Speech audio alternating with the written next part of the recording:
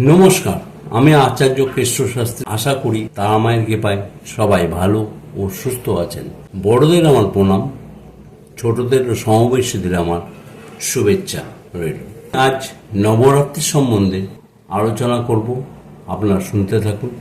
এই নবরাত্রি অমাবস্যার পর অর্থাৎ প্রতিপদ বৃহস্পতিবার 3/10/2024 ভোর রাত্রি থেকেই আরম্ভ হয়ে গেছে। আগামী 12/10/2024 শনিবার ভোর 5:42 পর্যন্ত এই নবরাত্রি থাকছে। এই নবরাত্রির দিনে যে কোনো শুভ কাজ হয়, আপনারা যে কোনো কাজ করুন, তাতে সফল করার উপযুক্ত সময় এই 9টা দিন।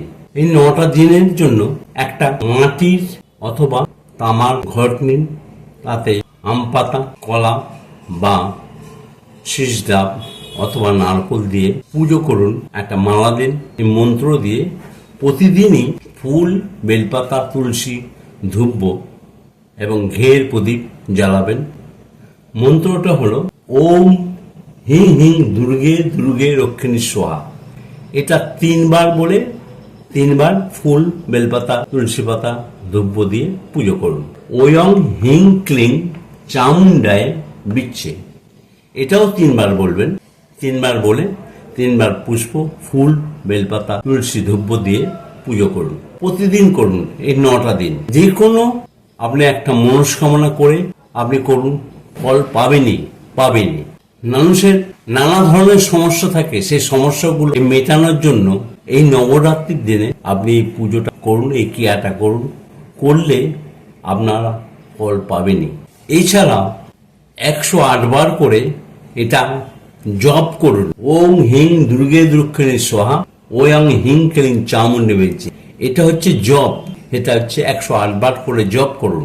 জপ করলে এই 9 দিন এই জপের মাত্রা 10 গুণ বেড়ে যায়। যাদের রত্ন ধারণ করেছেন বা কবচ ধারণ করেছেন, সেই পুরনো রত্ন বা কবচ এই সময় কোনো পুরোহিত দিয়া শোধন করে নিতে পারেন, অথবা নতুন রত্ন বা কবচ এই সময় নিলে যে কোনো কাজ সাকসেসফুল হবে। শুধু একটা মনস্কামনা, ফল পাবেনই। ফল পেতে বাধ্য।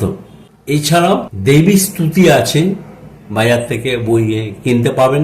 দেবী স্তুতি ও সপ্তশরী দুর্গা স্তব পাঠ করুন। এটা করলে আরো বেশি আপনার উন্নতি হবে। সবাই এই দুর্গাপূজায় ভালো ও সুস্থ থাকুন, এই কামনা করি। ধন্যবাদ।